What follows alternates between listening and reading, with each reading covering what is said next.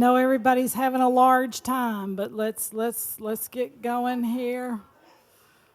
This is our last session. And Dawn, when this is over, Dawn does have some items back there you can sample or purchase. And yes, yep, everybody says it's delicious. That was Karina. Yeah, Karina. Yeah, we got some communion bread bakers in here, so our communion is really awesome. Yes. Okay, here we go. Last but not least, oh my goodness, it's Karina Beck. And y'all, she's going to rock your world because this woman is like a walking book of information. So, okay, Karina, let's go. All right. Oh my goodness, you put too much stock into what I'm saying. Don't. Ask God. Always follow God. I am going to do something a little different. A lot different, actually. We're going to slow it down. I know there's so much to talk about right now, but I want to take you back, like way, way, way back to the basics. So we're going to do a little, what I call Christopher Carter imagination. I don't know if any of you are familiar with Christopher Carter. So anyway, I'm going to have you... You're saying, well, I knew that this would be appropriate because of this, and that's why I'm doing it. So what I want you to do is I want you to take a big, deep breath and close your eyes. And I want you to visualize yourself feeling the warmth of the sun pouring over your body and your face. I want you to hear the birds and the animals, the rustling of the wind through the trees. I want you to feel the breeze blowing on your face, reprieving you from the warmth of the sun. And as you're feeling all of this, I want you to slowly open the eyes of your mind and your heart to the glorious view of the most lush, vibrant, fragrant, alive garden that you have ever seen in your life. The flowers seem to be 10 times more bright, the fragrance intoxicating, the birds brilliant in their flight, effortless, the animals graceful in their movement. I want you to get up slowly and realize that you are barefoot. You've been laying in the most beautiful, serene meadow of the garden. The grass beneath your feet feels fresh and cool and a little bit moist from the dew. And you begin to walk through this garden. You run your hands through the bushes, and you feel the myriad of textures, the crispness of the leaves of the trees, the silky petals of the flowers. You take in the intoxicating smell of every flower you pass, and it fills your soul and your heart and your mind. It's like life. You run your hands down by your sides, and they graze the tops of the carrots that are intermingled in all of this beautiful, lush vegetation. They feel ruffly.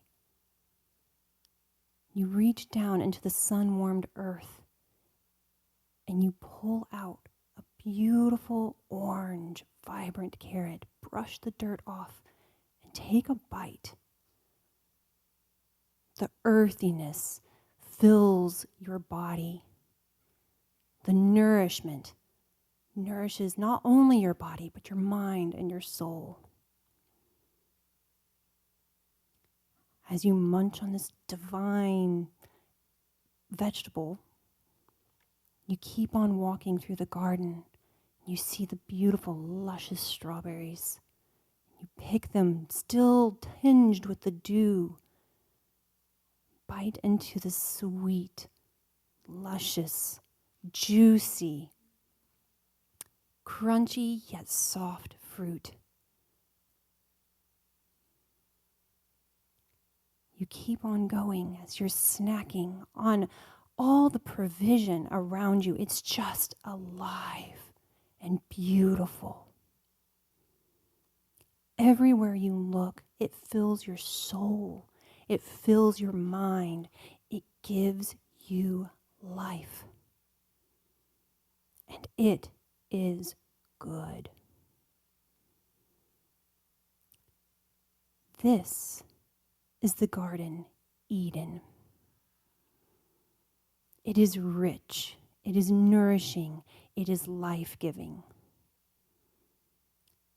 It is what God, our Maker, has intended to nourish us, mind and body and soul. Our spirit man is alive because of it, and it is good. Breathe it in. Experience it. Let it fill you.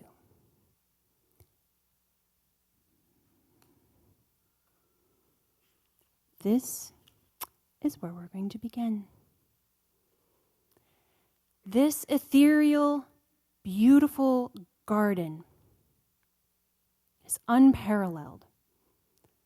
Eden, heaven on earth. If you want to rejoin me back here, I'm going to start. So, this is the place that I want you to just keep in your mind this whole time. You're probably wondering, hey, Karina, how does this connect to this homesteading thing? I don't know. This kind of looks a little weird. You took me through this exercise. I kind of just want to stay there because it's so beautiful and relaxing and nourishing. This is the very place that God placed Adam and Eve. And it's incredible to me. I got to read you a few things. This was the ultimate homestead that God had intended for all of humanity. And it was beautiful. I'm going to read to you because I can't separate my faith from homesteading. They are connected. Without God, I couldn't survive because He provided every single last bit of this for my enjoyment, for my nourishing, for my survival. So I'm going to take you back to Genesis. Genesis 1, when God made man.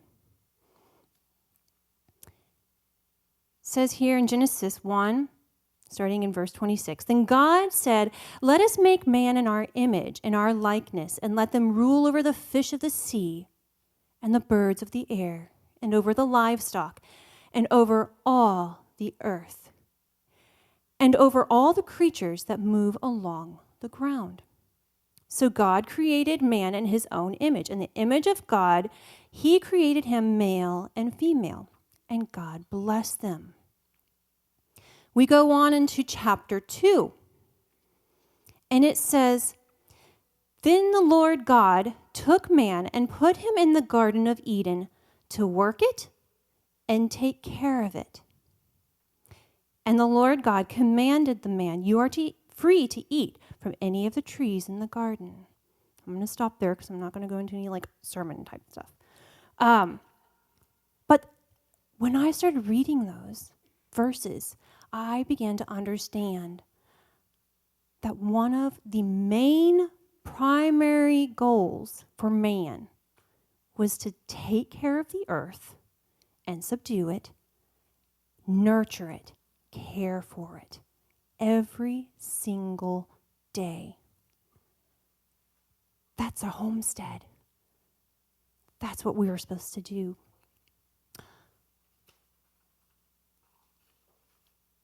This homesteading kind of terminology has been fairly new. I mean, just a couple hundred years ago, not even a couple hundred years ago, the Homestead Act. This idea of a homestead, it kind of seems new, but it was what God wanted us to do from the very, very beginning. And this kind of brings me to this topic of our why. When you homestead and when you want to live this self-sufficient kind of lifestyle, you have to have a why. Without the why, everything begins to kind of fall apart. It doesn't become a lifestyle, and it becomes, frankly, not sustainable for you as a person. So you have to go back and get your book and write down, why am I doing this? And for me, when I was kind of thinking about all of this homesteading stuff, the Lord kept taking me back to the Garden of Eden, having me walk this with Adam and Eve and really seeing what they saw. And he kept saying, this is why I created man. Not only is this what I want him to do, I want him to enjoy it. Because this is what I made. This is the way that we commune. This is the way that we talk to each other. And without this, you're going to be lost. And the Lord just told me, like time and time again, he just showed me that our humanity today is so broken and so despondent and aimless. And it's like people just don't know how to take care of themselves, or they're just so bogged down with this world. And he's like, they have forgotten what I've created them to be. I've created them to be nurturers of this planet, of this earth that I have given them. And when we are fellowshipping with him in that act, every single day we are fulfilling his purpose for us. And that gives us so much life and hope. But when you take that away from people, it actually brings this sense of death upon a person, which is just so profound. So profound that we, as image bearers, have to dig the very dirt that we were made from in order to find fulfillment. It's just absolutely incredible. We were called to take care of Eden. This is our Eden. Yes, we broke fellowship when we sinned as humanity, but we can regain that fellowship by getting back in that very dirt again that we were created from. And it is exciting, it is revitalizing, it is fulfilling, and it is just such a beautiful way to live because it's what God intended us to do. So yes, we fast forward and we see this despondency, but when we reconnect with the Lord, we've got our why. Why do we do this? Because this is what the Lord has called us to do. This is our purpose. This is our life. And it is good.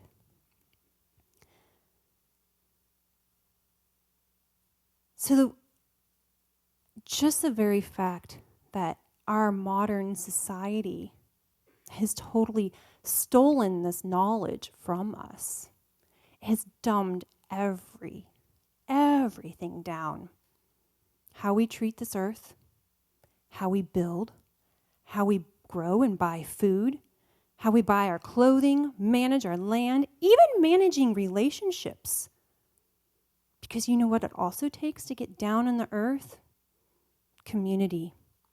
That fellowship with the Lord is a communal thing. It also invites others in. And we need that. We need that community. Just like Dawn was saying, for buying our food, we need that community. It helps. It shows us even more clearly the body of Christ. When we are living in that right relationship with the Lord and understanding our purpose as humans, as image bearers, it affects every aspect of our life. Every single thing. So with that, it's kind of like my little mini basic speech. I want to encourage you to stay curious, to stay connected with the Creator and what He has purposed us to do. I read a really interesting poem, and yes, I'm still part of the modern technology, and I'm going to read it on my phone because I don't have the book, which I tried to this is just a small portion of my library. Anyway, I thought this was just so apropos for today. The poet Rudyard Kipling has a poem about a garden. And there are 2 stanzas that are just so poignant and so profound, and I love them. He says, "There's not a pair of legs so thin. There's not a head so thick. There's not a hand so weak and white, nor yet a heart so sick. But it can find some needful job that's crying to be done, for the glory of the garden glorifieth every one." And the last stanza says this. This is my favorite. "Oh, Adam was a gardener, and God who made him sees that half a proper gardener's work is done upon his knees. So when your work is finished, you can wash your hand and pray for the glory of the garden, that it may never pass away. And the glory of the garden, it shall never pass away."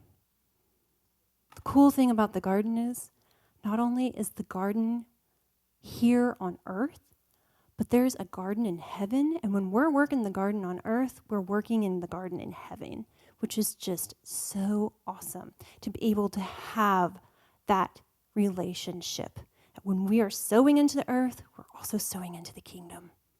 And part of that is, again, that communal relationship, which is just so awesome. I'm going to just tell you a little bit about my background, and then I'll open up for questions.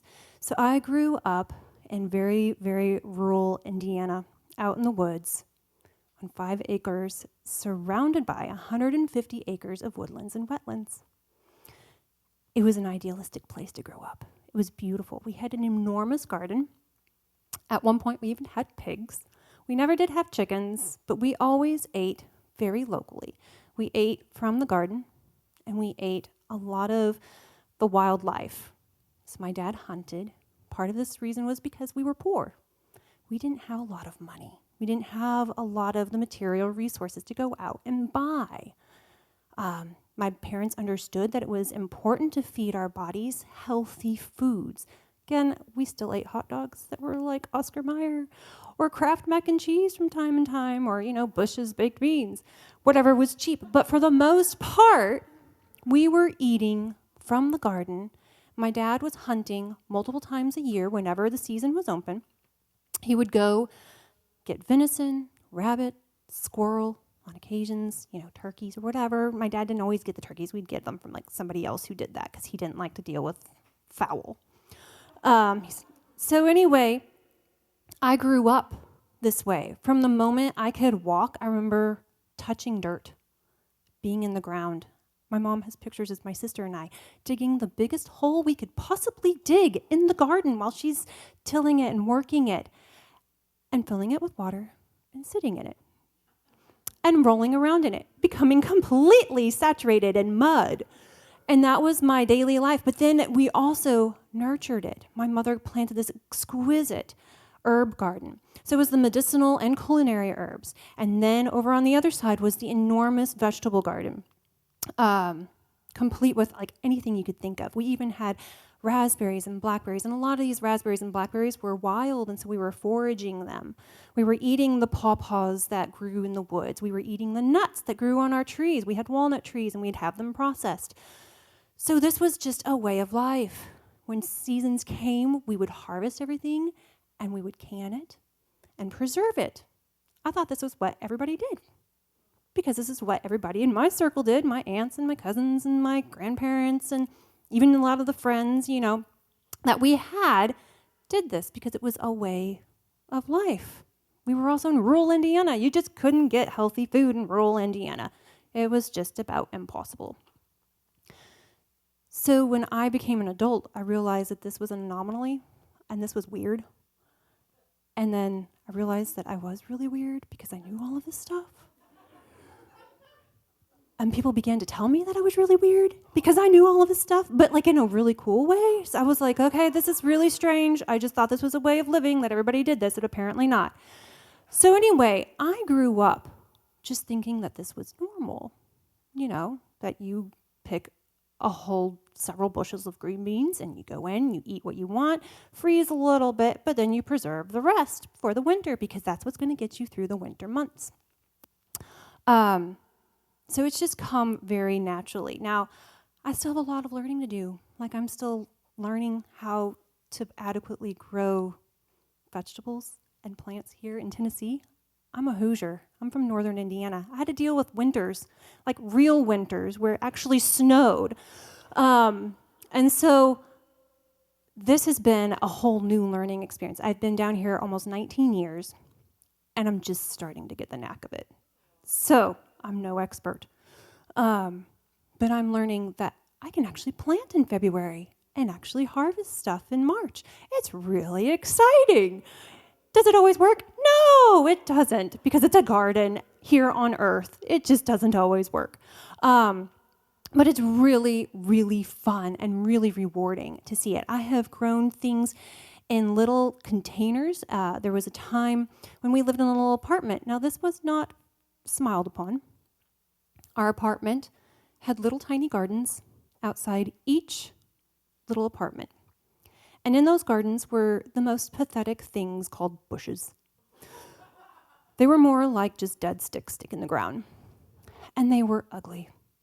And for me, being the image bearer of Christ, I couldn't bear it. I had to make it beautiful. So I would go and I would plant flowers and vegetables. And every spring, they would come and tell me, Mrs. Beck, you can't be doing that. That's not following the uniform look of our complex. You have to tear it out. So it's just so disheartening to me to be shut down. And that's what so much has been happening. You get shut down. But I kept trying. So when we moved into a little place in East Nashville, and I had actually it wasn't even an eighth of an acre, it was like a 16th. It was tiny. I maximized that. I had heard of a technique called Back to Eden Garden. I said, I can do this. I'm going to do this, and we're starting now. So we got into my little tiny postage stamp backyard, and I worked it like crazy. By the 5th year, I had no weeds. I had the biggest produce I'd ever seen, all on a little tiny postage stamp backyard that didn't even get 6 hours of sunlight. It was incredible, and I was so encouraged and so amazed by it. I also did a lot of container gardening. Grew things in little containers, because sometimes when you're in small spaces like that, that's what you're contained to, so to speak. And it's possible, and it's so possible to reap, like even say if you're growing lettuce, to reap $100, $200, even $300 worth of greens just in a container. It's beautiful. It's so fulfilling, and it's fairly easy, not to say cost effective. Then we would move around. So after the East Nashville house, we moved around, and then I was resorted to my container gardens that came with me. Yes, they were heavy, but I brought them wherever we moved. We moved 6 times in a year and a half, and I moved a lot of those containers with me because I knew that was going to be part of our sustenance. We were basically homeless. We didn't have a lot of money to buy the food that I wanted to nourish my family with. I was pregnant.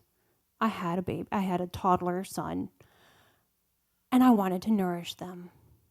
And so I kept those practices up. When we finally did get a teeny tiny piece of land that was our own, I put a garden there as much as I could and grew as much as I could. Again, I was going back to Teresa's talk. You grow what you eat. So that's exactly what I did. I grew what we eat, what was the easiest thing that I could manage with having a new baby and a toddler. Then fast forward, we finally move into the place that we are in now. The Lord gave it to us. It was wonderful. He just worked miracles. I have almost an acre, and it's a pretty blank slate. And we have been every year adding and adding. I started out with a little tiny plot, and then the next year it grew to a little bit bigger. And next year it grew a little bit bigger, to the point where yesterday when Leanne and Carl stopped by and they looked at my garden, they said, "Have you expanded again?" And I sheepishly grinned and I said, "Yes." Much to the chagrin of my child, my oldest son, who loves to mow. I said, "But that is the whole purpose. I want to turn this into my Eden, this area." Now I have deer, I have squirrels, I have raccoons, I have possums, I have skunks, I have turkeys. I also have chickens, but those are of my own accord. And I do have to take those factors in, so it doesn't look quite like the Eden that I envision in my head, but oh my goodness, in the summer it is beautiful, and it is never the way that I plan it on paper, because every year I plan it on paper. I draw everything out, where I'm going to plant everything, and it's always different, but it's always glorious, and it's always amazing, because I'm communing, again, with the Creator, and He has other ideas. And He grows me through that. So I'm always growing. Gardening, I mean, Teresa said it great. You're always learning. Yes, it's so, so true. There's always learning to do. But there are so many little things that you can even do, like in a tiny apartment with a tiny patio or no patio and just a window. I mean, there's so many little things that you can do to start that homesteading mindset, so to speak.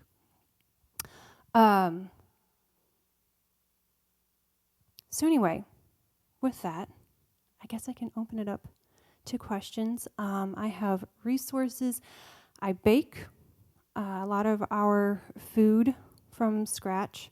On rare occasions, I will do something like buying Ezekiel bread because I forgot to feed my starter and it didn't get started in time for me to make the bread for this week. But I do all my baking. My husband and son have started hunting, which is fantastic. It's hard for me to hunt, but I don't mind butchering. So I have butchered ever since I was a little child. So I know the ins and outs of butchering animals sustainably, so to speak. Part of that is my Native American background. I have a reverence for the land and the animals and crops and property. So that just all kind of goes full circle for me. And I try to live as, I hate the word sustainable, but as sustainable as I can.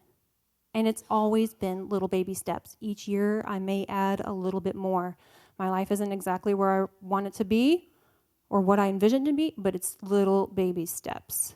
Because I didn't always eat this way. I didn't always grow a garden this way. I didn't always, et cetera, fill in the blank. It's always been little baby steps.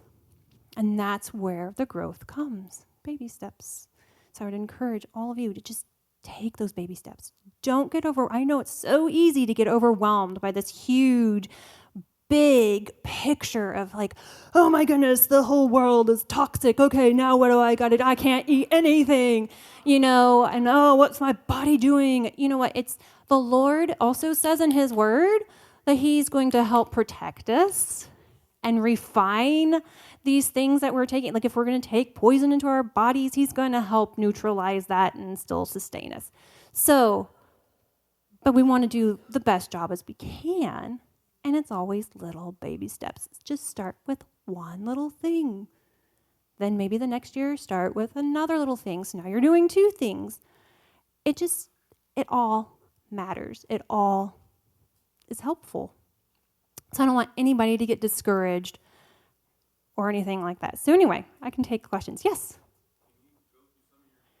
Sure, yeah. So one of the books, Dawn already showed it, that has been highly influential to me is The Nourishing Traditions. Of course, the baby book and the kind of textbook, cookbook, manual. It's a wealth of information. I'm a huge fan. I was vegan and vegetarian for many years. I had serious health problems. Couldn't eat gluten, couldn't eat meat, couldn't eat dairy, you named it, I probably couldn't eat it. I had a very limited diet for many, many years. In all my research, there's another rabbit hole that I could go down to, but I had some serious poisoning from one of the places that we lived in. I'm pretty sure it was black mold, so my whole system was just depleted. But I also noticed during those times, I was pregnant too with my son when I had all of that. He was incredibly sick. He was 3 weeks early. He was premature. His body really suffered. My milk was terrible that I was feeding him. We didn't have money to supplement with formulas or whatever, so I kept on breastfeeding. And so the Lord began taking me through this whole journey of understanding that, yes, you can be a vegetarian, and that's exactly what the Lord, when Adam and Eve were on the earth, and I've had so many people kind of talk about this. I used to teach Daniel fast classes. I don't know if people here are familiar with Daniel fasting at all. And I taught many classes on how to nourish your body appropriately through a fast like that, and how to be a vegetarian and a vegan and still nourish your body, because it's not taught, it's not talked about. And like Dawn was saying, even some of these health foods are actually junk foods, and they're doing more harm to our body than good. So anyway, Weston A. Price is such a huge, and I couldn't do all of it. I had to work myself back up with it because I was so sick. But there was some great, great information here. Another great resource is these restorative traditions. This is Dr. Ashley Turner. She's in Pennsylvania. Amazing woman. She is a doctor. She has 4 daughters now, I think she does. And one of her daughters has a lot of health problems. So she can't eat gluten. She can't do dairy.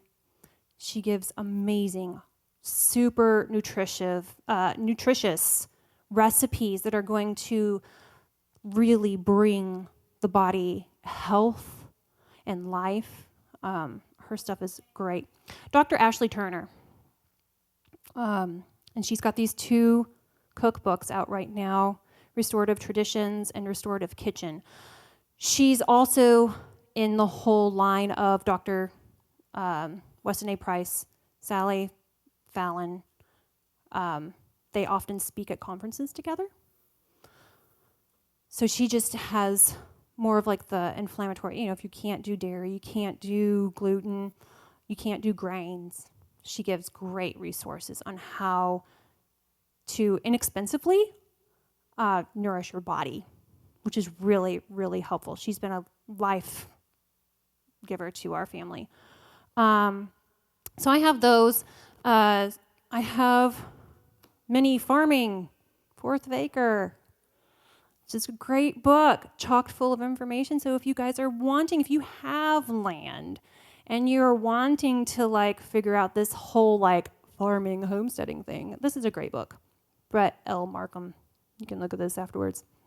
That's why I brought all of these books, is for people to look at. So I have farming books. And again, there's so much stuff online. Just pray about what you read.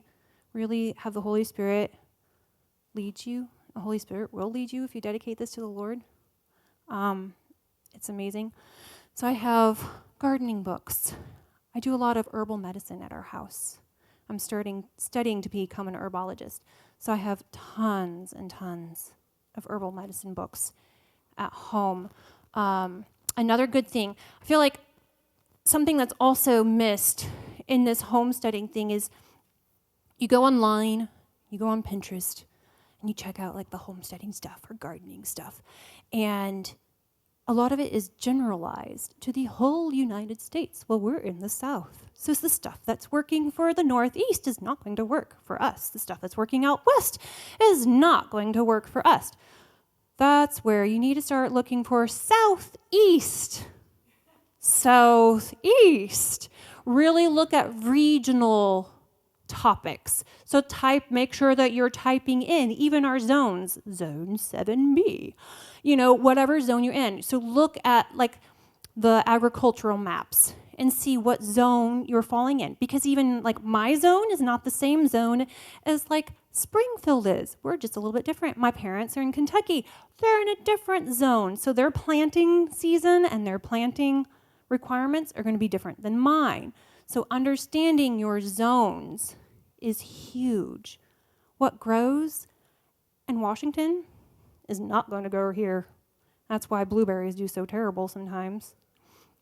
I've been having that. I grew up in Indiana, and we went to Michigan for apples, grapes, blueberries, cherries, and they were phenomenal. Why? Because that's what that area's dirt and soil and environment is inclined to, and it's beautiful. But I can't grow blueberries like I do here, because the environment is hotter, drier. It takes a lot more effort than the marshlands of Indiana, which produce blueberries like this.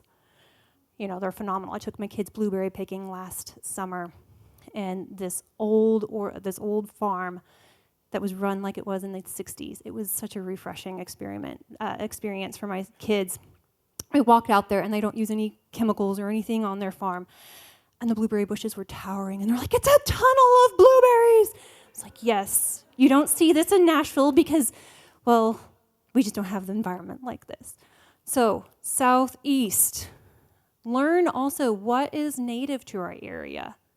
That makes a huge difference to understand that even if you have property and land, to look out in your backyard and go, oh, look, there's wild chives, wild onions. Oh, I can eat that henbit and that dead nettle. And this, there's so much in our backyards that can be eaten to nourish our bodies. And a lot of them are in season. So you start seeing the spring, and you start seeing dandelions and some of these flowers and these plants growing in your yard, and you're like, oh my goodness, these weeds. No, those are actually really important, because those are the things that are going to take us out of the winter months and nourish our bodies and get them ready for the summer, which is really incredible. So I have lots of stuff like that. The Grow System by Marjorie. Get it? Her last name is Wildcraft. And there's dust on it because it's in one of my favorite very dusty baskets at home. I'm littering dust everywhere. This is another one that's great. She just breaks down everything to very palatable, simple, understandable vernacular. It's an easy read, very quick read. I think I read it in like a day or two. And that's with kids and homeschooling and homesteading and doing everything I do. She goes through like just the food depravity that we're in, how so much of our communities are actually in food deserts. That if you took away all of the grocery stores and all conventional methods of buying food, we wouldn't have food to feed the families in the communities. And how just a simple garden, even just a simple potted plant, can make a huge difference in the community. And if everybody was growing even just one thing, like, you're growing basil, and the next one over here is growing tomatoes, and somebody over here is growing potatoes. If one person in each community grew like one thing, how that would feed the entire community, which is pretty incredible. So she talks about that, and this is just profound. She's got a great website too. And if anybody's kind of wondering too about container gardening. There's a lady online. She's got a company called Gardenary. She's a garden consultant. She's actually in Brentwood. She just moved back to Tennessee, which is really exciting. She is like a garden container expert, and she has incredible courses online on just taking you through how to efficiently, even inexpensively, grow things in a small area. Her website is Gardenary. I cannot remember her name for the life of me. Gardenary. She's got just lots of resources. And it's, again, very palatable, very simple, very easy to understand, which I like because sometimes, I have 4 kids now. I need stuff that I can absorb quickly and not spend a ton of time on. I have kitchen garden books. One's from Colonial Williamsburg. I love seeing what historic gardens are doing because they're going to be growing what is heirloom and it's been tested for hundreds of years. They're going to be growing things that are going to continue to grow without any problems. So I'm always looking at historical gardens, and I'm particularly drawn to Williamsburg just because it's a southern state. Some stuff does grow a little bit differently here, but for the most part, everything that they're growing, I can grow. And I love looking at their practices and seeing how they were growing things in the 1700s. It's really eye-opening, and it's helped me become a more resilient gardener.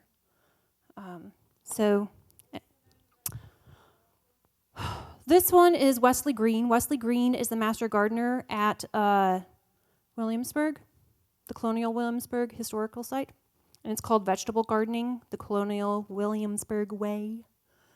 It's a beautiful book, really great illustrations. He even shows how to make your own forms and trellises for your garden out of natural resources. So if you can't go to the store to buy this beautiful trellis, well, more than likely, you know somebody with a tree or sticks that they don't want and how you can build stuff out of those natural resources, which is really, really great. And, not just great for your plants, but great for everybody because you're offloading stuff that people don't want and then you're building stuff that's going to be helpful for your garden. And then I think the rest of this, I've got sourdough because I do sourdough every single week. This is a great beginner's book. Breaks it down to very easy and attainable ways of cooking sourdough, even for the busy people who work, or mothers. Artisan Sourdough Made Simple. It's fantastic because she gives tips on how to incorporate doing this beautiful sourdough bread even if you're working full-time. How are you going to make it? She's like, it's easy. We've got it. We've got your schedule for you. Just follow this. It's wonderful. Of course, I do a lot of preserving, and so there's this because I also don't do white sugar. I avoid white sugar like the plague. But preserving fruits and stuff requires sugar of some sort of fashion. You can do it without sugar, but it's not going to have the longevity.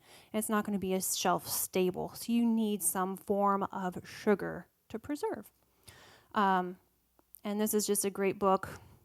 I think there's a few resources out there on canning foods with natural sugars, whether it's honey or maple or coconut sugar, sucanat even. There's sugars out there that are going to be better for your body and preserve the food. Not always beautifully. It does brown because we're not using modern preservation, but the flavors are so rich. And then my mother-in-law gave me this one. This was super eye-opening. I don't know if you can find this book anymore because it was copyrighted the same year I was born, 1983. And now I'm telling my age.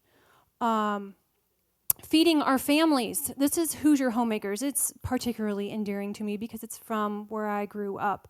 But it was incredibly eye-opening to see how communal feeding families were. You know, you had the pig farmer down the street that had too much pork. Well, who can trade apples for that? Well, I'll trade apples because I've got too many apples, you know? And just to see how even like the harvest times, everybody was relying on each other to help bring in the harvest, and how the grocery stores just didn't have the variety either, so you had to rely on your neighbors for variety because you couldn't grow it all. I mean, nobody can grow it all. As much as you try, you just can't grow it all. There's not enough time in the day to grow it all. And so again, that communal aspect of like relying on your neighbors to help supplement what you're missing. And this was just a beautiful example of that. And just the example of like, yeah, it's a lot of work, but when it is done in a community setting and with your neighbors, it's joyful work. It's fulfilling work. Why? Because we're communing with the Creator again. It's so exciting. So anyway, there's a few other books in here. I think there's Wild Remedies, Naturally Sweet Baking, again, because I don't do any sugar, and Medicinal Herbs, just because our backyard is a wealth of material, flora and fauna that can help us heal. Not only nourish us, but actually help us heal, which is really cool that, you know, no matter where you are, I mean, even if you're in the city and you have to go to the park, and yeah, they might spray it, we'll just make sure that, you know, you're washing things well. That's not going to take care of all of it, but there's usually ways to go about trying to source natural healing. I know that in East Nashville, I don't think they spray a whole lot, or they didn't used to spray a whole lot along the greenways. There was one section of the greenway that was just loaded with blackberries. And you would see during blackberry season, families coming out with buckets and bags, and we would just all pick. Oh, well, here's an area that didn't get picked. You know, go and get this. I've got my amount that I need, you know, and we'd share. And it was just so fun to see this community in a local park area foraging blackberries together, sitting down, eating them together because they're right there and they're sun-warmed and they're beautiful and delicious. Might as well eat them together. And so, you know, there's places that intentionally are safe to go and forage from, and they exist even in the city. So anyway, let's keep going. Are there any other, like, just ask any questions? Yeah, Or I'd like to open up the floor for questions. About 10 minutes, and I want to say also, if you're going to go to the extra bonus field trip with Karina to her house, maybe save your question for there, and those that maybe aren't going to go, you can ask those questions now. So about 10 minutes now. Thanks. Okay. Yeah. So any question? Yeah. Community gardens, I think they're awesome. I think, yeah, I feel like the Ys are usually the ones that are starting them. So she was wondering about community gardens. I think that's a great way. I wish there were more community gardens, and I'm seeing them pop up more. I know here in Goodlettsville, I don't know if it's the Presbyterian Church, the Methodist Church. Are they still doing a community garden? They used to. Yeah, so there's a little garden over there. Again, the Ys are doing it more and more, which is really, really great. And again, maybe they don't have the same gardening views as you, using organic, non-GMO, you know, all that. But the fact that people are getting out and gardening is meaning that they are open-minded. And so just keep on encouraging them to, like, do it. And then slowly, even that change will come where they're, like, even learning how to save seeds. We can save seeds better if you're using heirloom plants. So yeah, community gardens are phenomenal. And I feel like even little communities, like the community that I live in, I've told my husband time and time again, like, man, when I'm not taking care of littles, I think it'd be really great to have our property opened up to some point as a community garden, because a lot of our people too in my community are older, They can't do a lot of those things, but they appreciate the produce. Right. Yeah, the question is it a good idea for those who don't have land or even patios to like garden in to go ahead and buy heirloom seed and save them? I'm not super knowledgeable in this area, but I do know it is a good idea, but you have to make sure that you're storing them correctly. So you can't just have them in wherever, like on your counter or in a closet, because the temperature is going to be fluctuating. So you want to keep them at a pretty stable temperature. A lot of the storehouses that are storing seeds are temperature controlled, and I think they're around like 37 degrees or something like that they're keeping their seeds from, and they're at a specific humidity, and I can't remember what the humidity is, so that the seeds don't have any chance to germinate, but they're not to a point where they're going to die because they're freezing to death. So yeah, I can't remember what the humidity is. And I've heard that you can do it in your freezer, but that's such a fluctuating temperature, and it's also very humid. And I've not had good success keeping it long term that way. But yeah, I mean, it's a good place to start.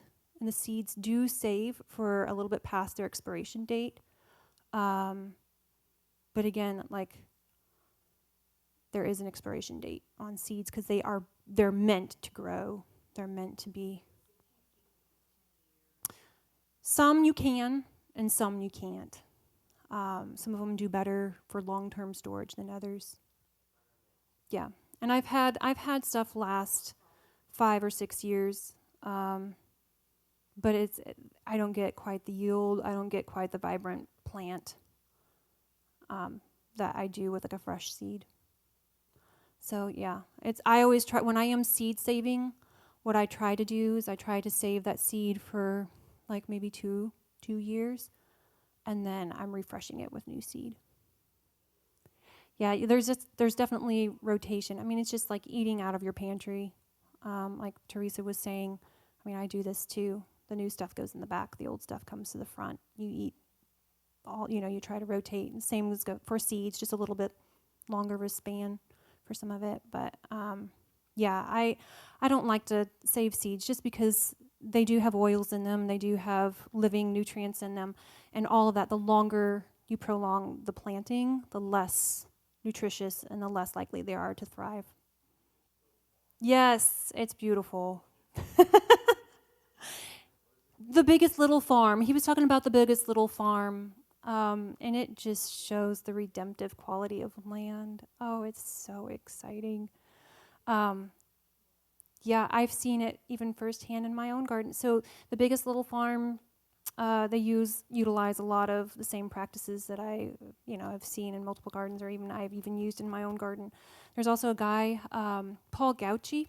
He does the Back to Eden gardening, which talks about the covering. It's really cool. It's really cool to see how in nature, at the end of the fall season, how everything falls down, and it makes that natural covering to help preserve the earth, and then it ends up feeding the earth then, which enriches the soil.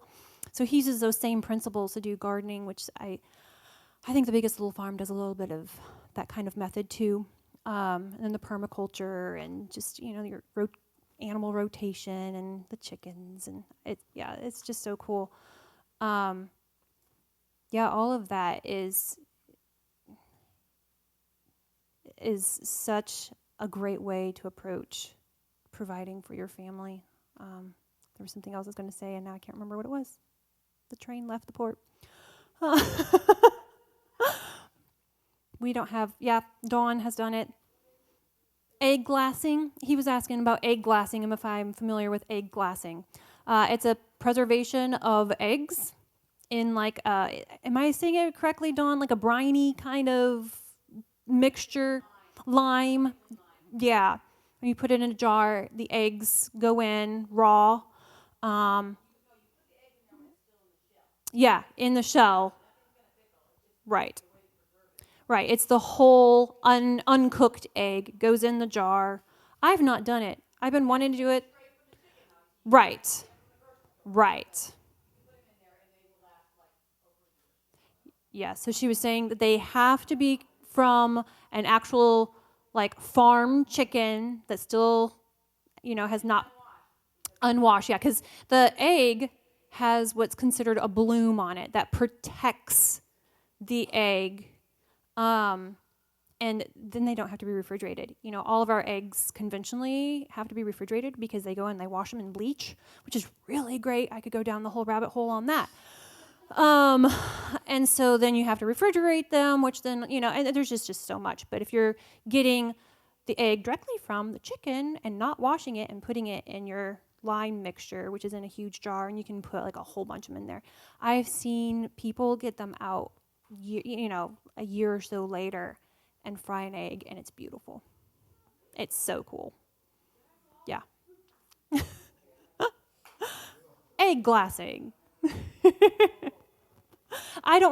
We just got chickens. This has been a long time coming. We've just got chickens, and they're still not laying consistently. They're still trying to get used to our land and our way of feeding and just our whole lifestyle. And so they're starting to produce more.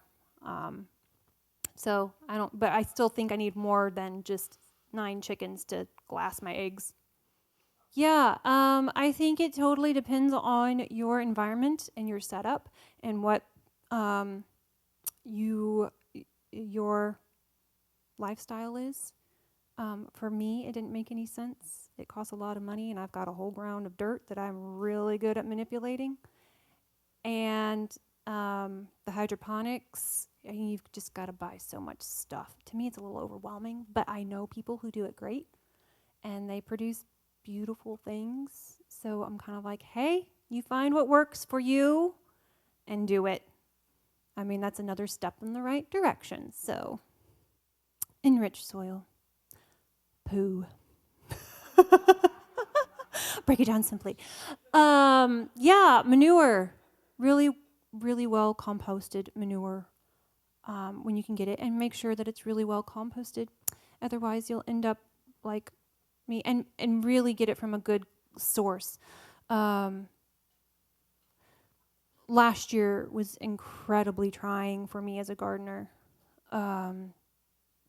partially because the year before, my son was working as an apprentice at a horse ranch.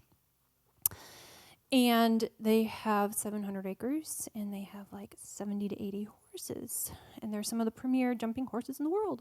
So I was really excited that he could do that. And I was like, oh my goodness, we're going to have access to manure. This is going to be great.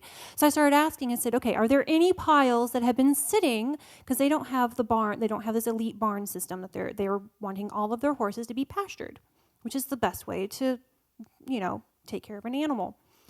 And so they said, yes, we usually try to clean the fields, and we put them all, all this poo in a pile in certain areas of the fields. We can get you some. So I got a huge load of this horse manure, and I was so excited. And I said, yes, this pile has been sitting here for like 2 years. So I was like, okay, great. This is wonderful. So I take it home, and I spread it through my garden, and I have thistles. And I got nutsedge grass, which is so invasive and terribly disheartening. So you want to make sure that without a shadow of a doubt, that this has been composted properly. It has gone through the proper systems to kill everything that the horse is pooping out. Because if it doesn't, then you're going to be bringing those seeds into your garden, and it's going to be a nightmare. Now, I didn't mind the red clover that was coming up because it was beautiful, and it's highly nutritious, and it's very good for the garden.